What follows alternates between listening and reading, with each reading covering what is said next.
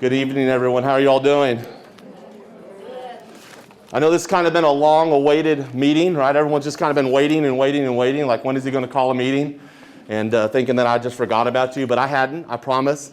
We've been just really kind of waiting to where we could gather, I'll be honest, because I didn't want to do another meeting over some type of virtual Google Meet or something, so we wanted to be able to bring you all in, and so we're very excited to be able to do that. So this large packet that you got today will kind of have a lot of the details that you will need moving forward into this program. I know that we have some in this room that have already met all the benchmarks, and we have some in this room that are still waiting to get benchmarks. And I will talk about those. For those that still need benchmarks, I'll talk about a couple things that you can do versus taking the ACT, because I think everybody is ACT'd out, and they're looking to do something else. So I'll talk about that a little bit today. So first and foremost, and I will treat this as everybody, because I know those that are waiting on benchmarks, you will get them. If you want to get them, you will get them.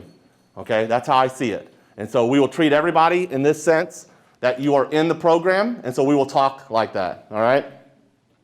So now being in our program, in our academy program, you all will make the fourth class that will graduate with your associate's degree, okay? We have done this enough that we've made our mistakes in the front end, and we've succeeded through them. And we have those students that came through this program in the very beginning that are out working, they're in the job market, they're doing great things. And so we look forward to doing the exact same thing with your children in 2 years when they graduate. We have a group that will be graduating this school year with their associate's degree, our largest group thus far as our groups continue to grow. But we have capped it. So we know that a lot of you have been looking at that number that I've explained to you, that 100 is where we're at. And I'll be honest, the reason we're at 100 is because we only have 2 teachers for English and math, and then we have to then put you in our cohort groups so that we keep our class sizes small, maintainable, okay, for them to have high success.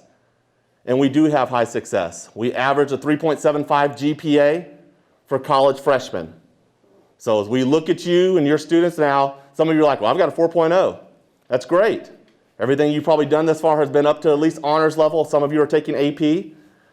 It will become a little more challenging, but we are very proud of that 3.75 GPA average. That is higher than the national average for college freshmen. Look it up. All right? So our students do very well, and it's because of the structure that we have within our program. How many people in here have not signed up for the Remind group yet? The Remind group is a key factor for information.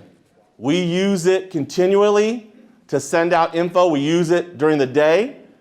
We sometimes need to reach kids in this building, and we will send out a reminder and say, come see me, because their class schedule, they might be in psychology, they might be sitting in Miss Dow's English class, and so it's a lot easier for us just to communicate that way. So the Remind group is going to be very important for you, your parents, and students both to be in that group. Okay, it works as a text message, and so you can message in if you need something.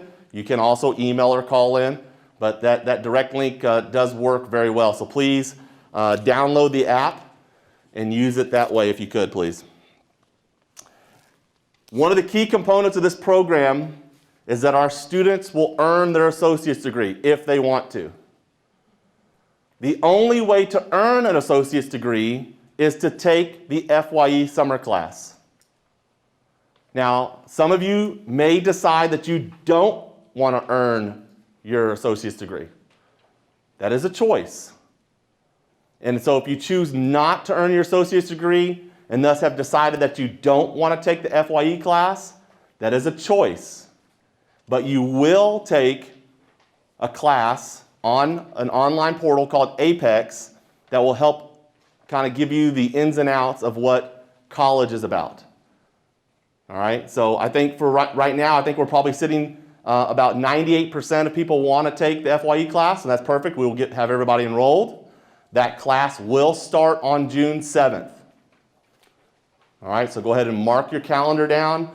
June 7th, for those of you and your students that are taking FYE, their class will start.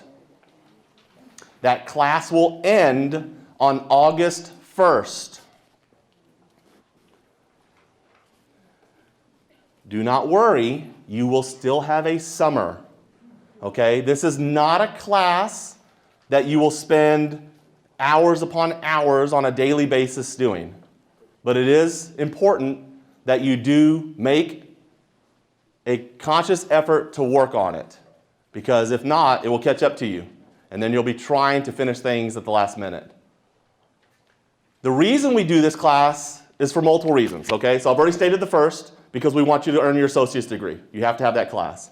The second is because it gives us a very good look at you as a student on how well you're going to do to manage a course on your own. And then the other is it gives you some real essential skills on how to be successful in college. That's why it's called FYE. It's first year experience. All right, so several factors in it. It is a very good class. Yes, it's just 8 weeks long, but our students that show success in this class have gone on to be very successful in our program. If you are not successful in this class for the summer, you will not continue into the academy program. We will say thank you, and we will put you back in your normal high school schedule.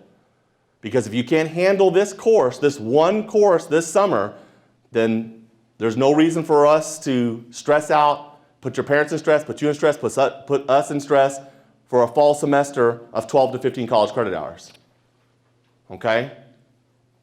So please make sure that everyone understands that if you're not successful in this class, you will not move forward. What does successful mean? A C or better. Okay? Ms. Sims is our dual credit coordinator from EC3. I'll put you on the spot a little bit here, Lauren. Do you know what the average percentage, like what students get that get A's, do you know? It's probably pretty high, right?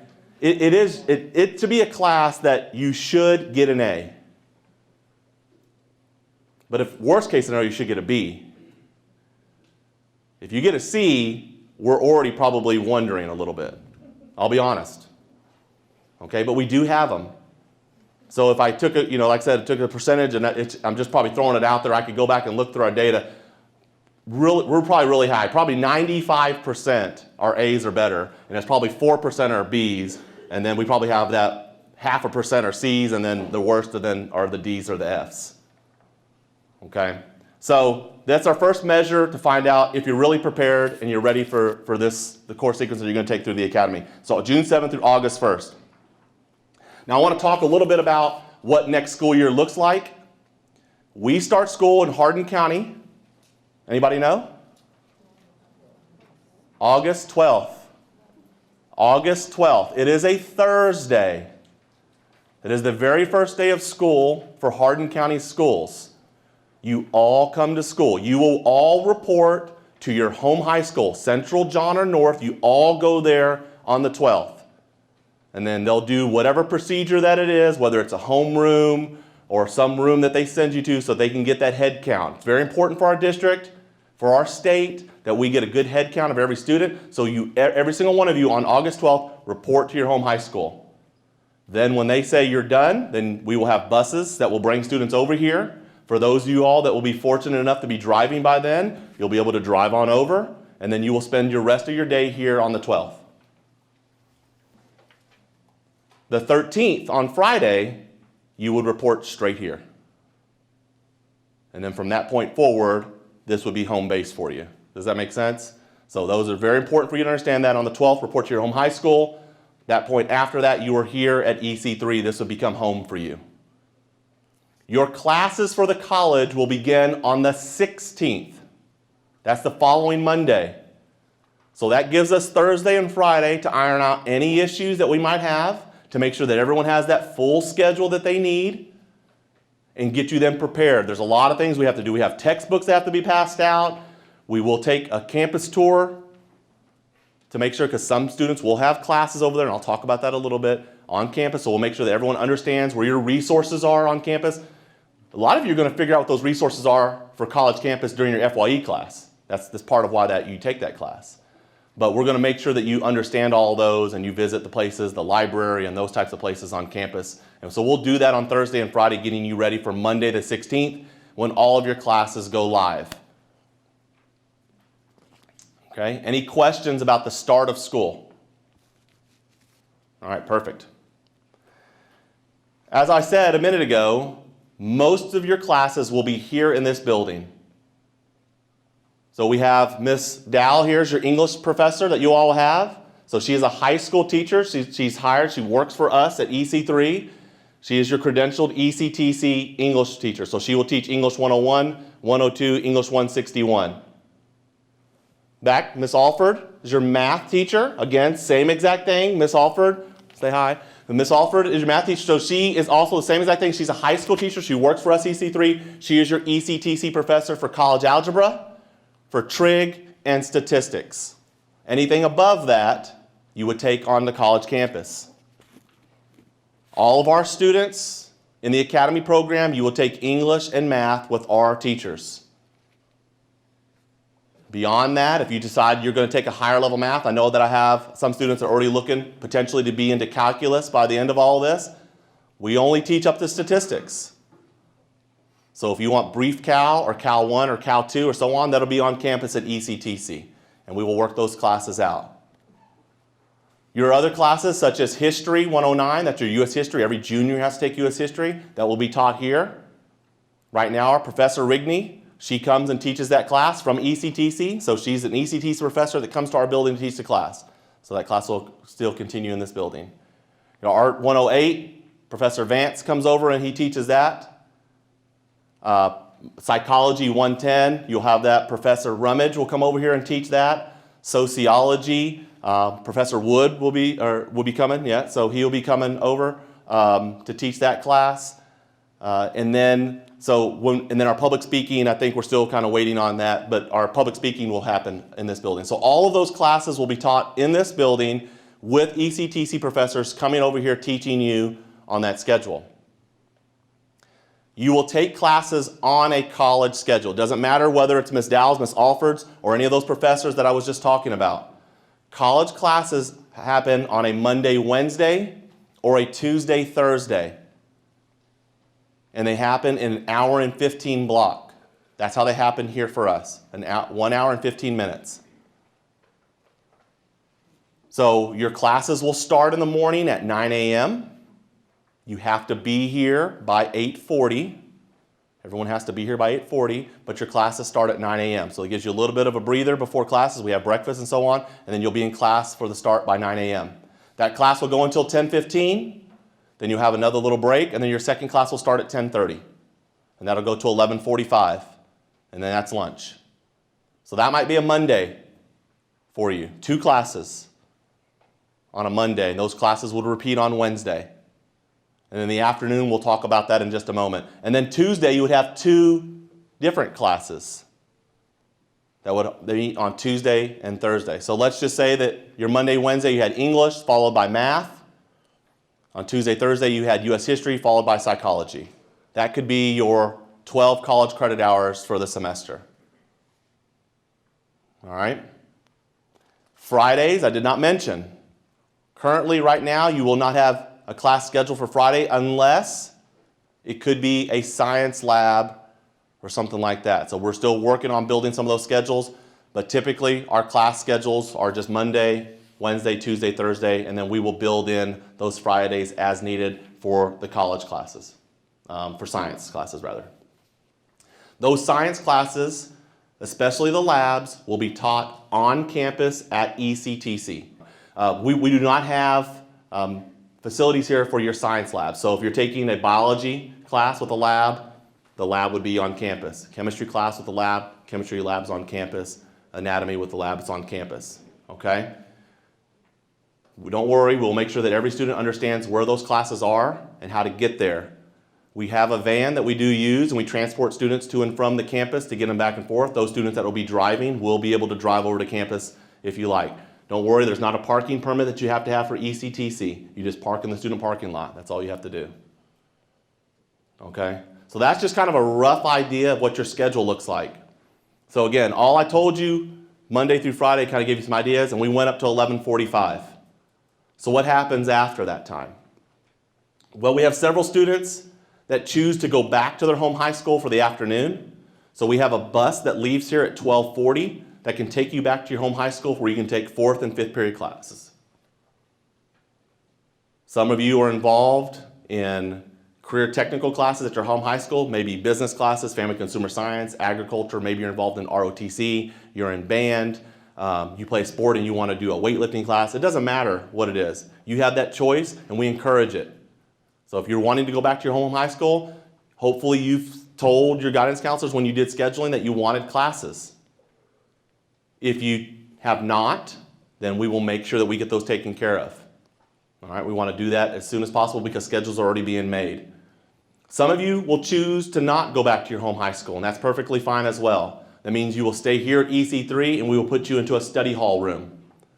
Okay, all of our students right now, we put them in different rooms. They got to pick which room they wanted to go to. So you could, in a sense, have a room with some of your friends. That's perfectly fine, but it is a study room. So you go in there and you use that time to study. Does that mean that you will never have homework outside of the school day? No, that doesn't mean that. But if you use your time wisely while you're here, that should limit the amount of homework that you have in the evenings.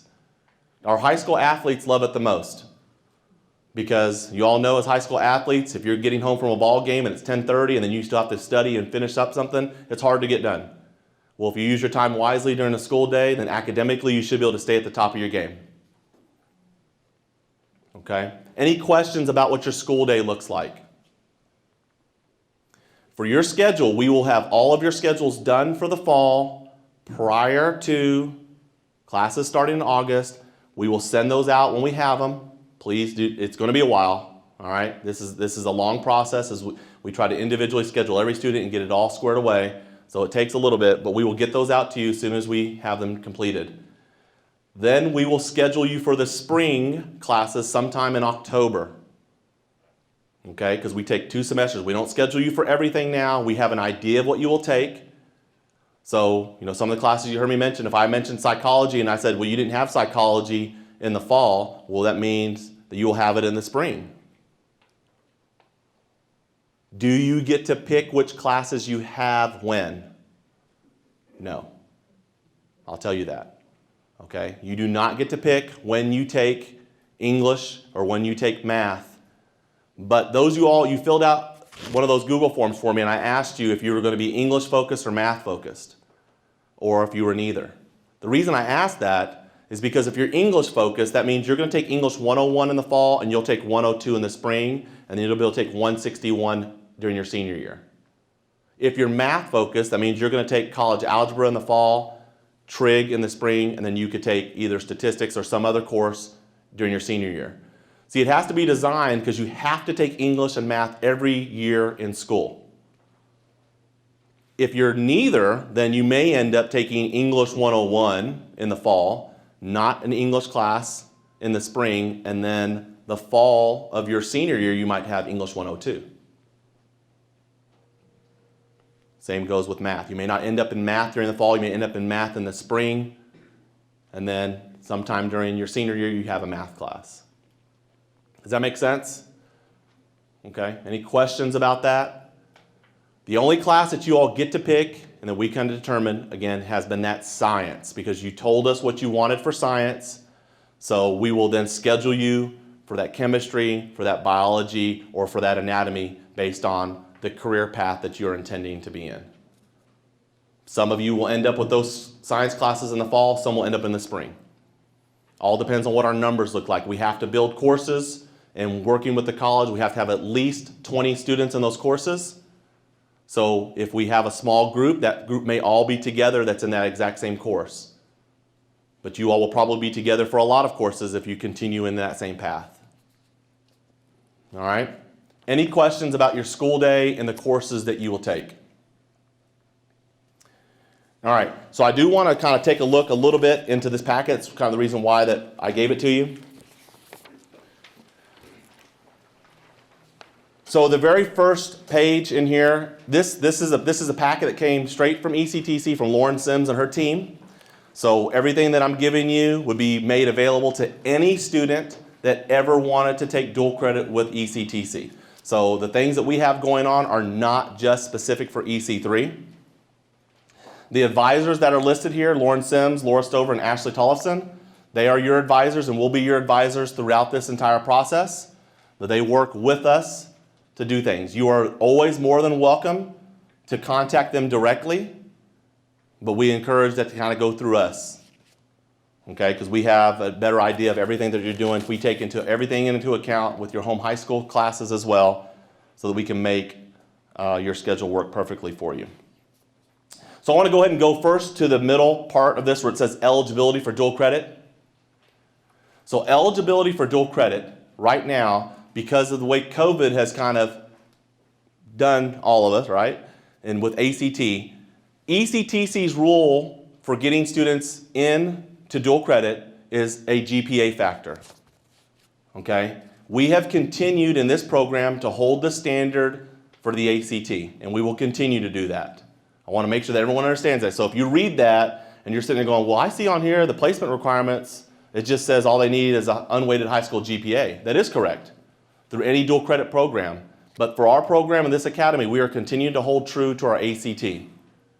Okay, we have made a little bit of an adjustment working with our math score, but for the most part, we're holding true to that. So if you have any questions about that and why we're doing that, it's because we're going to continue to hold our students to this high standard because of our success. All right. Applying to ECTC.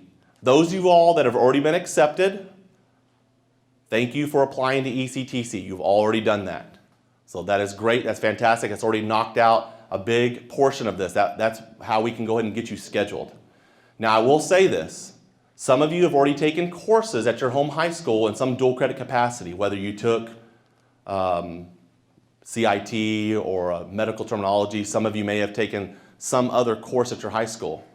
If you have an outstanding bill for that course with ECTC, you must get that taken care of before they can get you registered. Okay, it's less likely in this group as future juniors. It's a bigger deal with our kids coming in as seniors. But I just want to make sure that everyone understands that if you do have an outstanding bill, please make sure that you get that taken care of. The student account on the next page. From this category here where you get into your student self-service, into Blackboard, and so on is very important.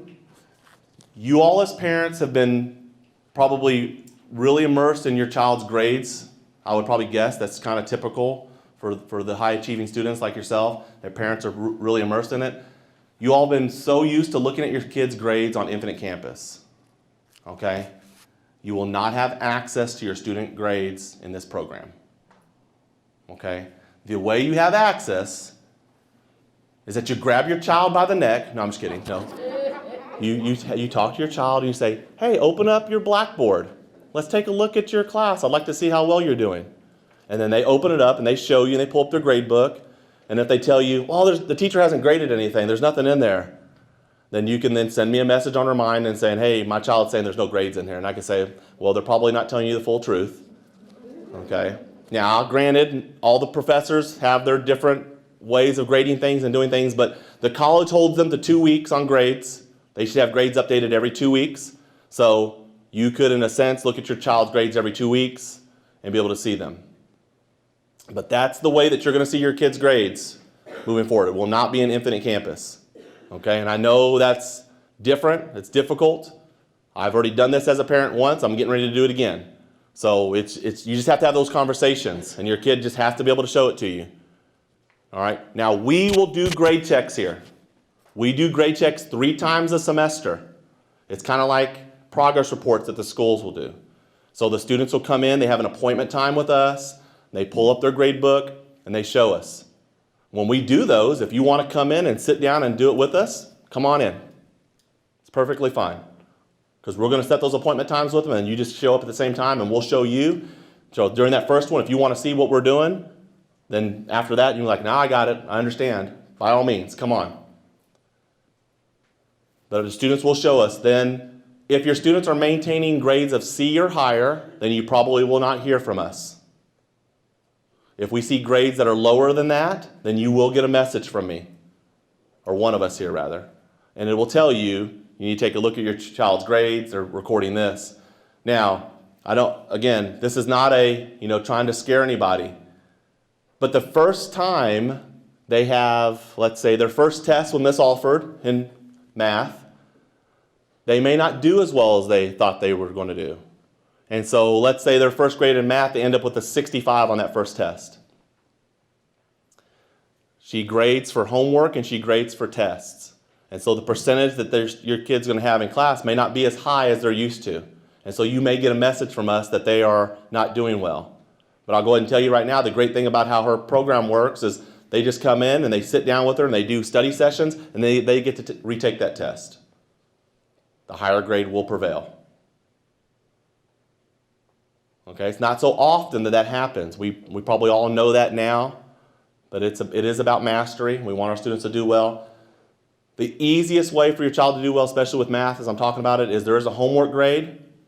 They get to redo homework as many times as they want before the due date to get the 100 that they want. So if a student walks in and we're looking at their grades and they're saying, I'm not doing very well on math, I didn't do good on that test, and I look and I see a 42% on their homework grade, I'm going to say, well, of course you're not. You've got a 42% on homework. That means you're not even doing it. Now, some of you may just be like that smart kid that can just show up for the test and do well. You might. But if your homework grade is slacking, it's going to hurt you in your grade. I promise you. So you got to take care of that. Then you may be for another class. And let's say art. Art has 3 tests. That's it. That's your grade for art. 3 tests. So on that first test, if you don't do very well, then you're probably feeling like you're in trouble. But he does give a couple opportunities. Besides the 3 tests, he does have a couple projects that he does, but he only has 3 tests overall. So that first test typically doesn't happen until September.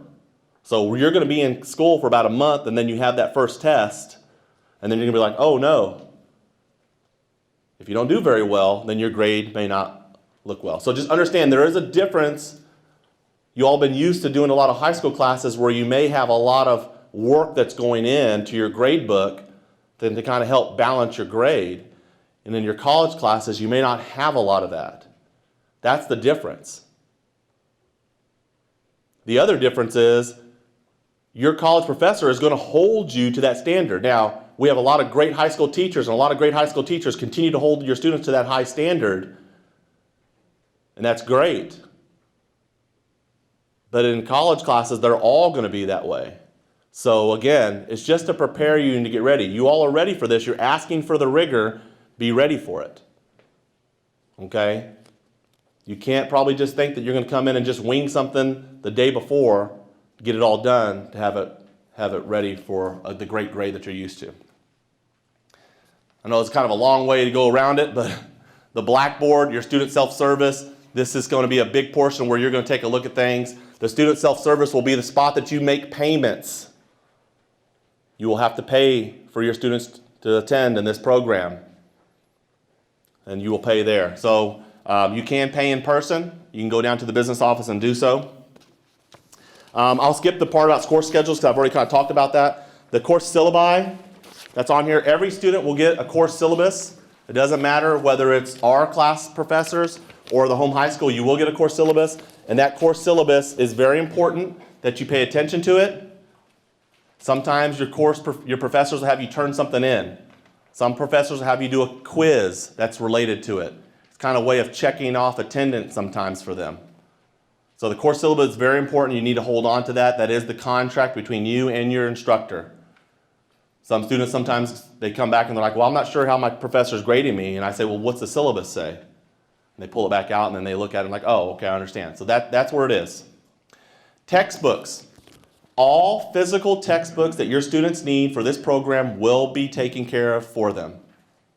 We will give those physical textbooks to your student. We are, in this 21st century, digital content is big. A lot of the college classes will have digital content. That digital content comes with a fee. That fee will not be reduced and or bypassed. It could be the digital content for what the professors put on there. Maybe it's the textbook, maybe it's just coursework. We're not sure. But there typically has been a digital course fee for a lot of our classes, especially this past year because of COVID, a lot of things being moved online. Again, there's nothing we can do about it. We apologize, but please expect it. I'm telling you right now to expect it. So on top of your student's bill, there will be this extra digital content fee that will come.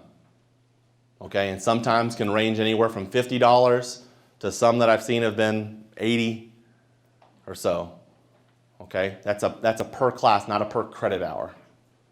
Per class. So the tuition and payments, when I get down to this next part here, for this next school year, unless they change it, right now they're holding at $179 per credit hour. You all pay the 1/3 tuition rate of that, which makes it $71.60 per credit hour. So you can just do the math to kind of figure out around about what your student's bill will be. Then to add on, like I said, the digital content fees and so on. So those are added in there. Okay. Now I get down to the next part, dual credit scholarships and work-ready scholarships. A couple of key points here. Our government has done a lot of really good things in regards to promoting higher education. And part of that promotion has started with your students having the ability to take 2 free classes during their high school tenure for free. Just 2 free classes. Now these are just regular content level courses. Some courses at the college are more than 3 college credit hours. Like our science classes with a lab, that counts as a class. Even though it's a science class and a lab, you get 2 separate grades, that counts as 1. But that class itself may be 4 to 5 credit hours. So if you were to use the free classes from the state of Kentucky, do you want to use it on a 3 credit hour class or a 5? Right? I mean, it doesn't take a genius. So when you do that and you're signing up for courses and you're taking a science this semester, then you might say, that's where I want to use my free class. That would be wise. Some of you may end up taking multiple science classes over the course of the next 2 years. So you may then choose to say, I want to use one this year and I'll use another one next year. That's perfectly fine. Again, that would be financially, that would be wise. On top of that, your students are eligible to get 2 additional classes that are free if they fall into the range of being a career and technical education course. They fall underneath what we call a work-ready scholarship. So there's a big work-ready scholarship for after you graduate high school, and there's work-ready scholarship while you're in high school. So some of you in here have already taken digital literacy, CIT 105 in your high school, right? You should not have paid for that if you took it. That should have been free. Some of you have taken medical terminology here at EC3. You should not have paid for that. It should have been free. If you choose to take a class, let's say that you're interested maybe in accounting, and you want to take that on campus at ECTC, that class could be free. Criminal justice, that could be free. There is a wide span of courses that fall underneath that. And so your child will have an opportunity to take some electives within this program. If they're looking to take some electives, now some of them, they won't have a lot of room as they start to look at their degree path. They're not going to have a lot of room for outside electives. But if they do and they're trying to explore what they really want to do in life, I encourage them to take a class that's free. And I'm not paying their bill, you are. So, I mean, that you all should be encouraged in that saying that's a conversation to have. If they want to have that and they want to look specifically, we can help them find those courses, okay? But that's some key stuff there when you're saving money. All right, so going on to the next page here. We get down to withdrawal from a dual credit course. In our program as a high school junior, there is no withdrawal, okay? You cannot withdraw from a course. You're halfway through it, it's not going your way, and you think, I'm going to withdraw. You can't. Okay? We do that now within our high school courses. You can't just up and just drop out of it. You got to push through. During your junior year, we hold you to that. We are definitely with you along the way. That's why our students have that higher success rate anyway. We don't typically come into a conversation where we even need to talk about that. We have talked about it with a couple of kids, but we never had to. So just understand that we should not have to cross that bridge with withdrawing from a class during your junior year. Now your senior year, it could become a little different. All right, you're working towards your courses. Maybe you have 16 or 17 credit hours and then something happens within a course that's not going very well, and you choose to drop one 3-credit-hour class. You can choose to do that. There's a deadline and there's some tuition that has to happen, but you as the parent will always know about it, and you must agree to it before we ever allow your student to drop a course. There is paper that you have to sign off on. Now, if you do drop a course, when we come, again, I know this is your senior year stuff, but I probably won't have you all back in this type of capacity. In your senior year, if your child does drop a course and we've bought that book for that class, you must pay for that book. Okay, Hardin County Schools has done a lot of really good stuff for us and helping you all have all of these great things and textbooks and so on. But Hardin County Schools is not interested in purchasing a book for you for a class that you drop. So you will have to pay for that book. You get the book, it's yours after you pay for it, and do whatever you want with it, but it's your book. You pay for it. You also will pay for a book if you get a D or you fail the class. Okay? So again, those are just things to think about as we go towards the future within your senior year. This program academically will hold your child to a high standard. I already told you that we're looking at your child needs to have C's or better as we move forward for grade checks as we progress, but that's part of what they do at the college anyway. If you cannot maintain a C or better average within the program, you cannot continue in dual credit. That's where it says this down at the bottom. Okay, so we will hold your students to that. Now, we go a little bit further. That's the college's rule with dual credit. EC-TC, we go a little bit further. We're looking for a 3.0. That's an average of a B. 3.0 average. All your kids getting in this program have that average already. So we're going to maintain it. We're just going to keep it there. If you don't maintain that 3.0 average after the fall semester, you will be placed on what we call academic probation. Academic probation means that you have a little more structured study time, you have more grade checks that you will do. So it's just a couple of things that we do. Sometimes those students don't get the flexibility of being able to just sit out with their friends. Okay? We're not looking to just send a student back to the home high school because you haven't had the best of grades. We're looking to help you be successful. So just understand that that is what we will do. We will hold you to the 3.0 standard. Okay? Next page talks about requesting an official transcript. We take care of the official transcript for you. We will send everything over to Lauren Sims and her team, so you don't need to do anything. All you needed to do was apply for EC3. Now, there's been a couple of other people that I think that have emailed me and said something about, because you get a link and it says, make sure you apply for FAFSA, make sure you do all this type of thing. That goes to it doesn't matter if you're a high school student or you're a regular college student. That's automatic emails that are generated. High school students, you do not complete the FAFSA. Okay? Don't do it. Parents, don't do it. You will complete the FAFSA in October of your senior year, getting ready for your 4-year university, but you don't do it now. Okay? There is no financial aid from the federal government for this program. And that's what FAFSA is. Okay? I want to make sure everyone understands that. Now, if you as a family have set money aside and let's say you want to tap into that, your financial advisor can help you to use that to help pay for these courses. You can do that. All right, but you can't tap into your KEYS money that you've earned. You can't have access to that until you graduate high school, and you can't tap into federal money. All right, now I'll go ahead and say this. Our district has continued to do this, and Ms. Morgan has already told me that we will continue to do it as well.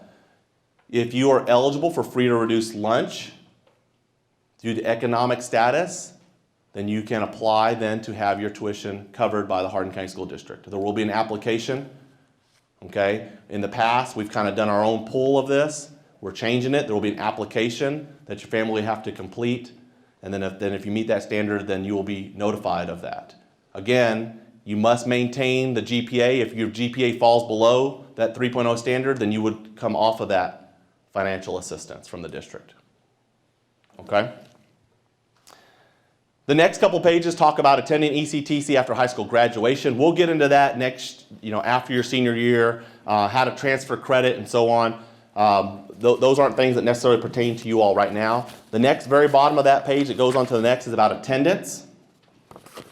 Your attendance is mandatory. Attendance is mandatory in your college classes. Now, some of your professors will take attendance physically in class, like your high school teachers do now. Some won't, but your attendance is still mandatory. That's how you're successful in college, is by showing up most of the time. It's not that the class necessarily is that much harder always, but if you don't show up, then you don't get the information. So your attendance will be mandatory. You will be here at EC3 from the first day of school until the last day of school for the calendar. Now, we'll talk a little bit about how you might be able to get out of having to be here towards the end of the school year after classes end. We have some ideas for you, but otherwise you would be in full attendance. The next one comes into FERPA. This is our Family Educational Rights and Privacy Act. This is the tough one sometimes for you all as parents. But if you call the business office at ECTC and you want to talk to someone about your child, they may not talk to you. Even though your student is young and they're a minor, I'm the parent, I'm paying everything. It doesn't matter. They're in college, all right?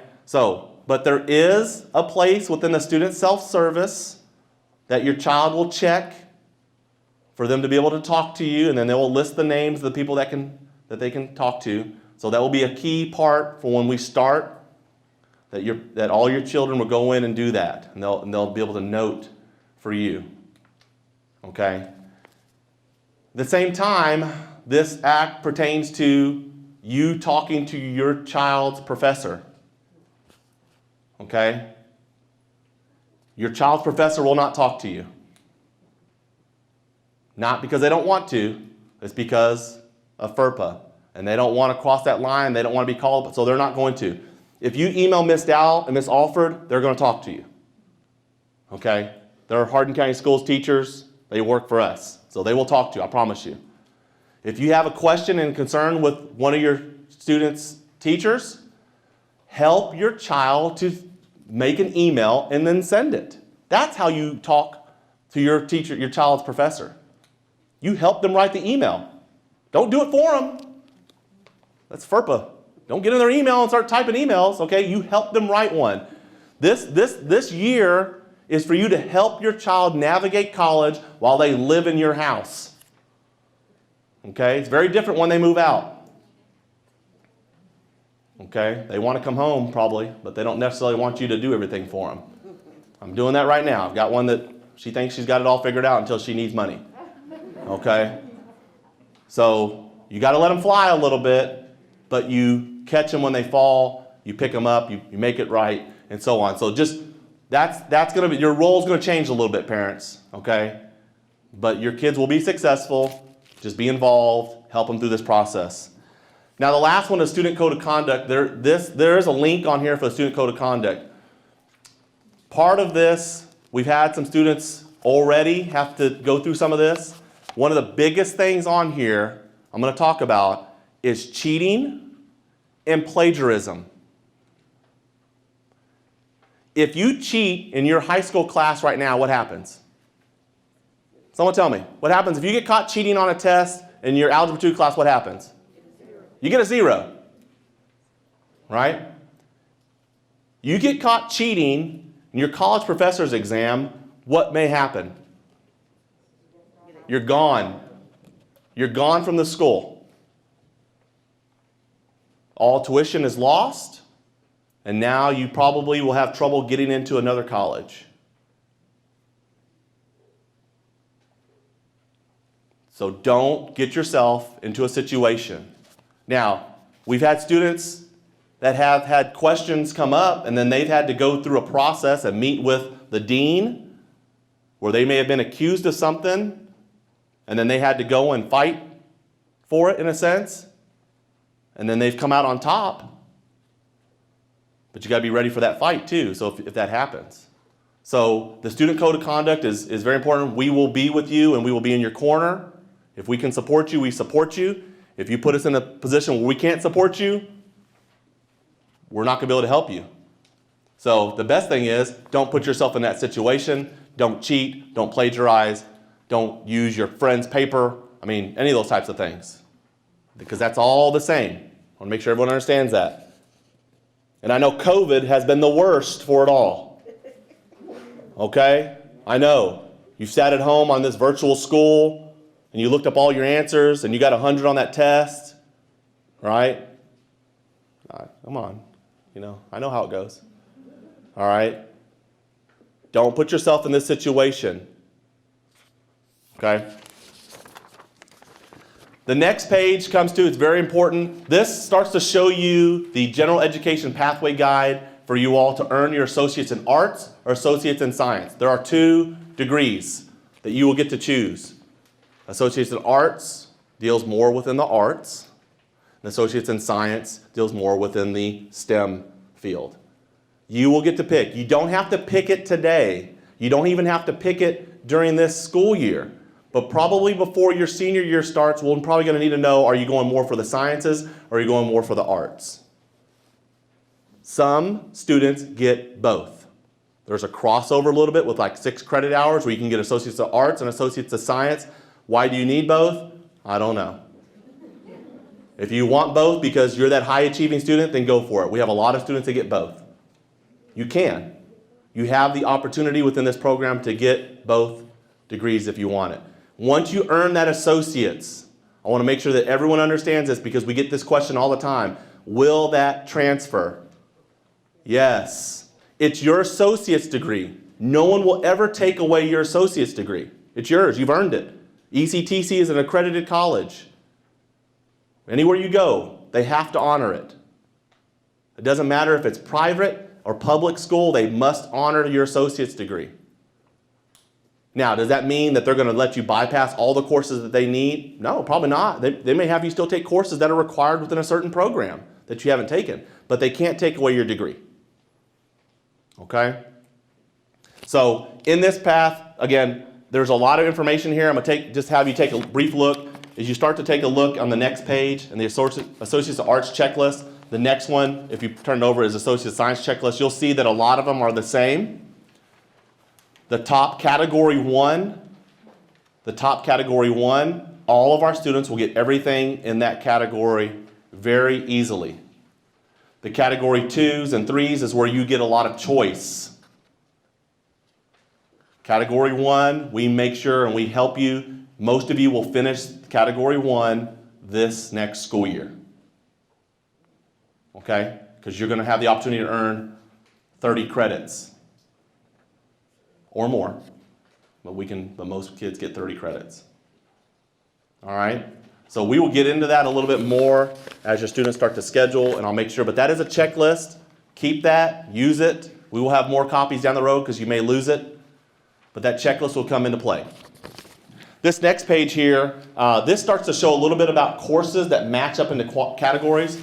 In the college, you have categories like written communications. Those are easy. That's English 101, 102. You have oral communications, that's your public speaking. All of our kids take basic public speaking, COM 181. So you don't even have to worry about that second category in there. Arts and humanities, you have to have 3 credit hours in the top. That's our history 109. That's our U.S. history class our students will take. And then you have to have 3 credit hours from the bottom. Again, our students here take Art 108 that take care of that class. You don't see that in there, but it is another course that we take. It also takes care of a cultural studies component. And then you have your natural science where you all have picked, your quantitative reasoning, and so on. A lot of students start to ask, like, what are the courses in those categories? So I want to put that in there so students could see what those courses are. And then on the next page gets into our social and behavioral sciences. The AS, Associates in Science, asks for 3 or 6 credit hours. The AA for 9 credit hours. Our students will all take psychology and sociology. Anybody here in AP Gov? We have any AP Gov students? Okay, if you take the AP Gov test and you pass it with a 3 or higher, you will get Political Science 101. That's your American government credit. So just be sure, those of you all that are taking AP classes right now and taking AP tests, we need to make sure that we have your scores once you get those. Okay, please make sure that you bring those with you or send them in so that we can have them. All right? All right, moving through, I know we're kind of lingering here a little bit. The next page that I have in here is just about setting up your user account. This is really, really easy. You should be able to take this paper and go to your account and set up your user account and be able to walk right through this. Okay? I would encourage you to do this on your own. For those that do not do it, we will have to do this prior to your FYE class starting. So we may then have a session before June 7th where you can come in with a laptop or we'll provide one for you to make sure that we log in for that. All right? All right, let me get to the very important part, especially for those that have been looking for how you get into the program, that those who are still waiting on benchmarks. ECTC has a placement test that you can take. There are two different tests. One test is called Coyote. It is only for math, and it's K-Y-O-T-E. It's a math test. I know at Central Hardin High School, I've already heard that their Algebra 2 classes are taking the Coyote now. So if you've already taken it and you got a score from that, you must get a 14 on the Coyote Algebra. A 14 to be eligible. If you have not taken the Coyote Algebra, talk to your teacher. Find out when you're going to take it. Once you take that test, I need a copy of that score. So your transition coaches at the high school typically will send those over to me. So I'll have them. I've already received some from Central Hardin. Like I said, they already done one round with a group of students, but I think some other teachers are still doing those. So I know those are happening. The Coyote Algebra, there are 4 practice tests online. If you do a Google search and you type in Coyote Algebra Practice Test, you will get the website with 4 practice tests on there. And it breaks it down by the standard. I would highly encourage you to do those practice tests without looking at the answers and do it true for yourself, and you practice that. And if your high school is giving the Coyote, then you have that test you can take with them. I can take those scores. You can set up an appointment and take the test at ECTC, and you're allowed to take it twice. The first time is free. The second time they will charge you a fee. And I'm not sure what the fee is anymore. I want to say it's under $20, I think. So that is still cheaper than the ACT, and you only have to take that test. The nice thing about it, it is an algebra-focused test. If you are needing English or reading benchmarks, they have a test called the TABE, T-A-B-E. And you can sign up to take that. You need a 12.8 on the reading and a 12.8 on the English section for those scores to count. Again, that is not a test that's given at your high school. That's only given at the Placement Testing Center at ECTC. Again, you have to call them and make an appointment, and you can go there and take those tests. Right now, we're sitting somewhere with about like 20-some spots left. Okay? That's where we're sitting. So if you're still trying to get in, I encourage you to practice and prepare. Don't just try to go in there blind. Practice and prepare, and then try to take those tests. And as soon as you do, you can bring those scores to me. You can drop them off here at EC3. You can scan them in, email them to me. You can mail them in if you want. But I have to have a copy of those scores. Any questions about that? The last thing is this submit a verification form. We will do that together, okay, on August 12th. So we're not even going to worry about step 4 on here. We'll do that together once we all get here. Okay, a couple of last things on here. I already talked about attendance and how it's important for you to be here. Talk about grades. Now, I think that the schools already kind of got rid of like attendance points and stuff like that, right? Like, okay, so I used to have to talk about that a lot because kids were really used to having attendance points boosting your grade. And I was just telling them, there are no attendance points in your college classes, okay? You just show up and you don't get deducted points.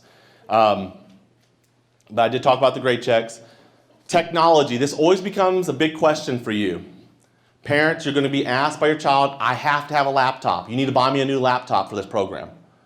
You don't, okay? Our district has provided, we have laptops here still, we have Chromebooks. Okay, we will continue to have those, so your students will be able to have access to those while here. If you want to purchase one, that's totally up to you. If you were to ask me, do I purchase my child a Chromebook or a laptop, I would probably tell you to purchase a laptop. That's me. Chromebooks I know are really great, and we've been Googled. This Google Classroom, all the Google stuff, we've been Googled to death. Okay? But when it comes to your college professors, you can't turn in a Google Doc. It must be a Microsoft Word document. Okay? The college has not switched gears to Google yet. So just understand, Chromebooks are great. I think they're very, very good for what we're able to do. They're inexpensive. But for a lot of things that we have going on, the laptop seems to be the way to go. All right? So if that becomes something that you want to do, that's totally up to you. You are allowed to bring those personal computers and keep up with them on campus. Lunch is always provided here at EC3. We have breakfast provided, lunch is provided. All students will have opportunity to eat lunch here. You can bring your lunch just like normal. You can't leave campus. We are a closed campus. So students don't think, well, I'm on this academy schedule, I get to leave. You don't. You're here. Okay? So just make sure that everyone understands that. We will have all study areas. And then one of the last things that's on here is about community service project. So I talked a little bit about your calendar and how at the end of maybe your fall term and the end of your spring term that we end our term sooner than the high school does. And I told you that we are required to be here. So a lot of our students are preparing right now, getting ready to do some type of community service project. When they end classes on the 9th of May, yes, the 9th of May, they're done with classes. We're looking for them to spend the next 2 weeks doing some type of community service project. So a lot of them are making contacts with some nonprofit agencies. Some maybe are looking to do something at an elementary school even. There are opportunities. We want you to go serve your community. And we do that for a couple reasons. One, because it's good for you all to get out and do something for this community. All right. Two, it helps your college academic resume to show that you're doing something more than just being a student. So we will look for you to have those opportunities. If you don't do that, then obviously you would be stuck here. And when your classes are over, then you're just stuck here sitting, and that's boring.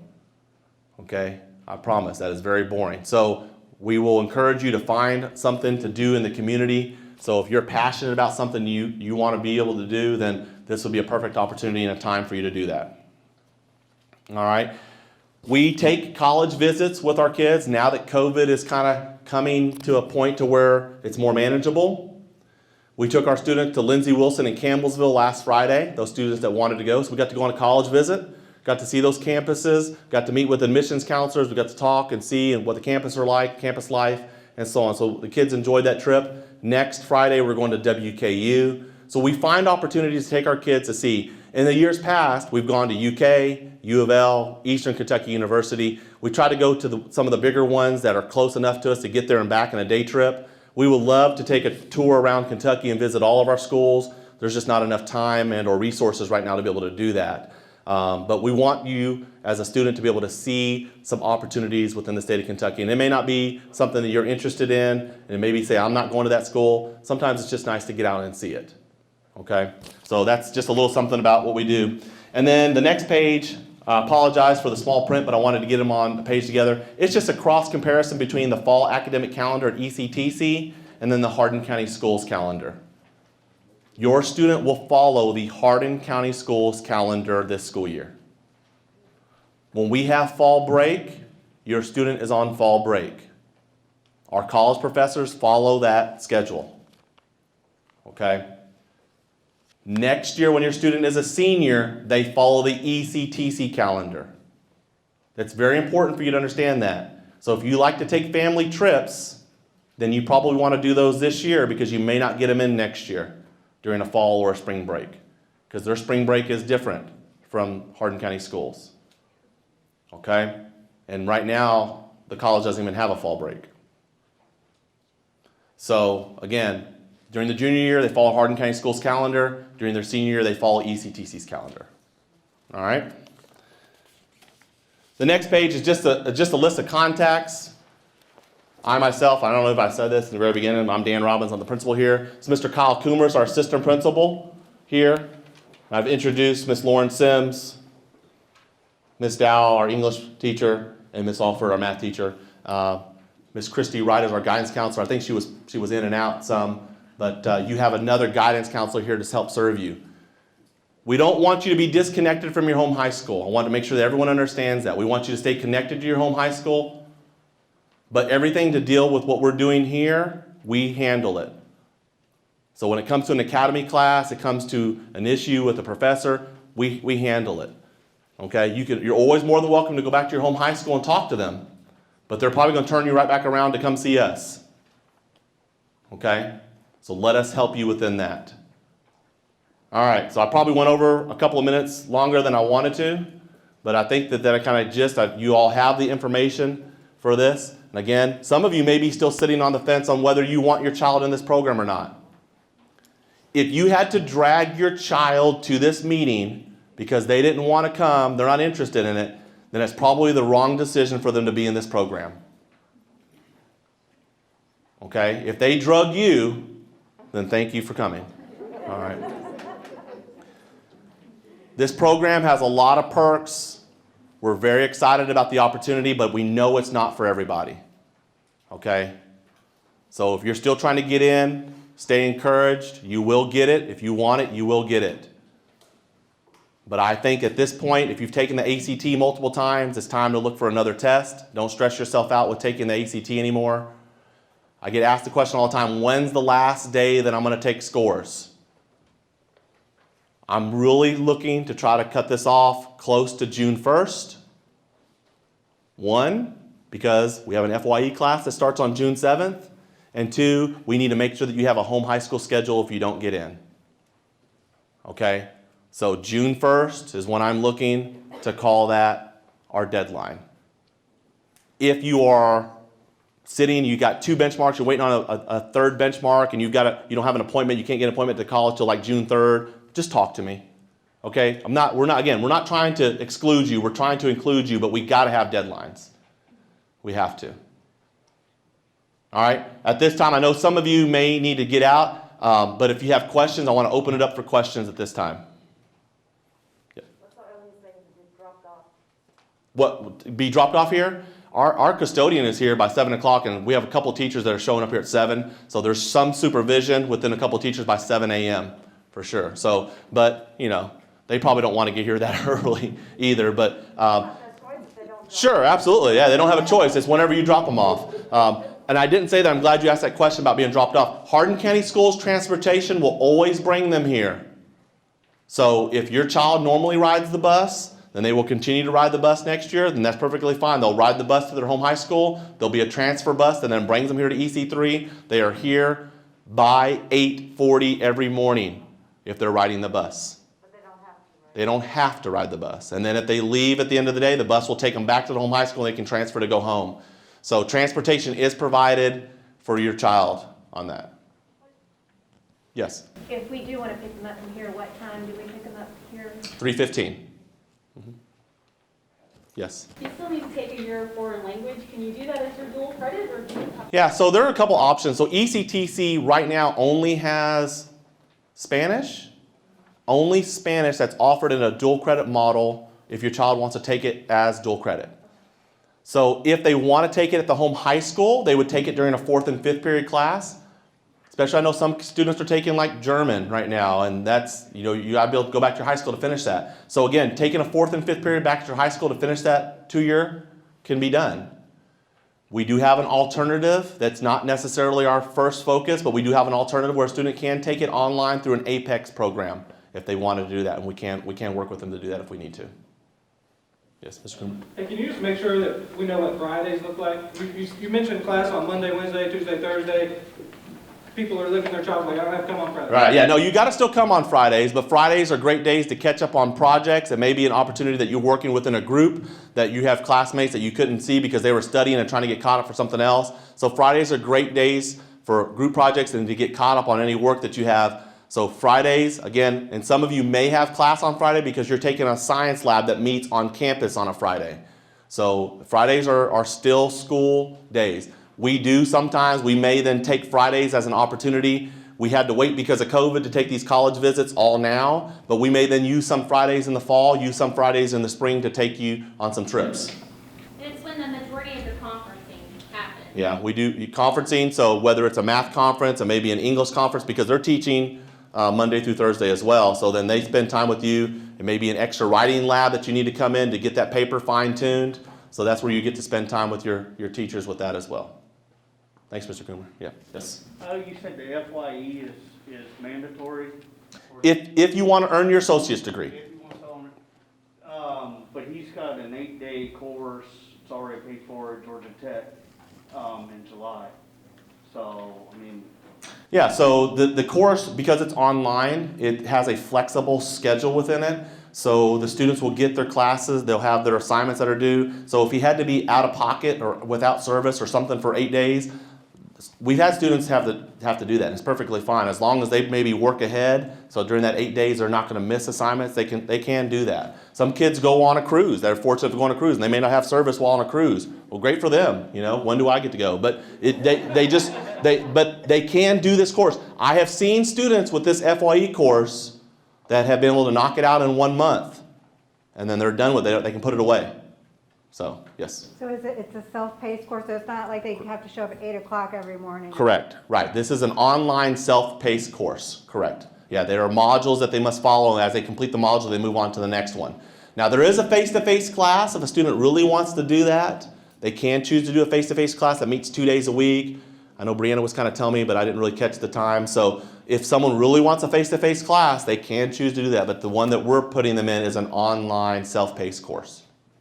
Yes? How many credit hours is that? 3. Yeah. Every course, every class the students will take will be 3 credit hours, except for our science with their labs that end up being 4 to 5. Yes? Can we use the GI Bill to help pay for any of this? Unfortunately, no. I mean, I've had some parents try to access that, but because the student is still in high school, typically they say no to that. You're more than welcome to try if you've got some connections in there, but all the ones that have ever told me have been no. Yes? Now, I know you mentioned that in the junior year, they're doing the HCS schedule, and then in the senior year, they're following the EC3 schedule. Do you have any information about how that's going to work with EC3's 8-week schedules now? Yeah. So the 8-week schedule that's out there, so a student that takes full-time classes, they would only take 2 to 3 classes during that 8-week session. So ECTC has adopted a typical college semester is 16 weeks. ECTC has moved to making a lot of their classes 8 weeks once you're on campus over there. Here with us, we're still 16 week. We worked out that deal with ECTC, but during their senior year, they could have some 8-week classes. There still will be some 16-week courses, but a majority will be 8. So when we plan your student schedule with them and we sit down with the advisors, they will end up with 2 to 3 classes during that 8-week session. And then they will schedule another 2 to 3 classes during the next 8-week section. So still during the 16 weeks, they will still end up with 4 to 5 classes during that 16-week session. So, but the calendar date, start date, and end date will still be the same. So it'll be 2 and 2, or 2 and 3, or 3 and 2? Correct. Absolutely. You got it. And it's kind of nice with that. I tell students if you are an athlete and you are maybe during, let's say you're a football athlete, then maybe football you only want 2 classes during that first 8 week, and then your football season's over, so now I'll take 3. So same, with tennis, you might say the first, so you just plan your schedule with it. So it's kind of nice to be able to have that flexibility. So to be honest, I wasn't really excited about it, but the more I talked with ECTC and their team about it, it really is appealing. So I think our students will be happy with it. So we'll find out with our academy group for next year for sure. Yeah, I have one more. Yes. Lunch. You said it's provided, so we don't have to pay for lunches, or? No, what I'm saying is, so this school year, our district has been on free lunch. It's been federal through the program. We may end up starting the year next year on something like that, but you should be able to anticipate that your child, if lunch is free, then your child will get it free. If not, they'll go back to normal, whatever the payment is for lunch. So it goes through HCS, right? Correct, yeah, it's our cafeteria here is a Hardin County Schools cafeteria that serves, correct. Breakfast is still free, it's always free, so. Any other questions? Yes? So, I know with like summer coming up, we'll start our back-to-school shopping in like about a month or so. And you mentioned how we're going to be treated like college students, but there will also be like a student code of conduct. When it comes to our dress code, are you expecting us to start appearing more professional, or will we get more independence as college-level students? Yeah, I expect you to follow the dress code of your home high school while being here in your classes. So now, I'll say this because it always happens. When you're senior year and you take classes at ECTC, ECTC doesn't necessarily have a dress code. Okay, now it doesn't mean that you can go in there in your bikini or anything. So, but you probably get a little more flexibility in that independence, as you said it. But I tell our students all the time, if you then have to make a trip into our building, you need to be in Hardin County Schools dress code. Okay, so when you're in this building, you still follow Hardin County Schools dress code. When you're off campus, then it's the dress code between you and your parents. Yes? Did you mention the cost of the FYE class this summer? Yeah, so the cost of the FYE class, it has not been reduced down to 1/3. It's actually been reduced to 2/3. So the college is taking part of the cost of it, but the parents still have to pay 2/3 tuition cost on that. So that cost ends up being just over $400, I think. I think it ends up being about $490 or so. Okay. There is a digital textbook, yeah, because it is an online class. So, and let me tell you why that is. People ask this all the time. So, courses that, in a sense, they transfer amongst colleges around, then they fall underneath the dual credit agreement where the state of Kentucky can make that class 1/3 of the tuition. But that FYE 105 class, in totality of the associate's degree, will transfer over to any college. But that one specific class, a lot of colleges may want you to take their 1-hour class or some credit hour class for their first year experience. And so that class has not been deemed to be 1/3 tuition. So the college really has helped us out, and they're knocking off some of the costs to kind of lessen it a little bit. We continue to try to look for resources out there and grant opportunities to try to help to take care of that cost, but we have not found those yet. So if they do come around, then obviously I'll share that news with you all, but right now that's where we're sitting on that price. Yes? I know you said that we can't do the FAFSA or the GI Bill because we consider high school students, but do you know if we would be able to claim on our taxes any kind of tax credits towards the tuition? You can. So you probably will need to talk with your financial advisor about if it makes the most sense to claim the tax credit for your child in this 1/3 tuition year versus claiming it down the road. I can't tell you what to do. I just encourage you to have that conversation with your tax advisor to find out. Yes, but you would be able to claim that if you wanted. You only get to do it so many years, so you have to just kind of figure that out for yourself. Any other questions? We will be around if you have any individual questions that you'd like to ask. We're excited to have your kids, and there will be more information that will come out. We will definitely keep you abreast of it.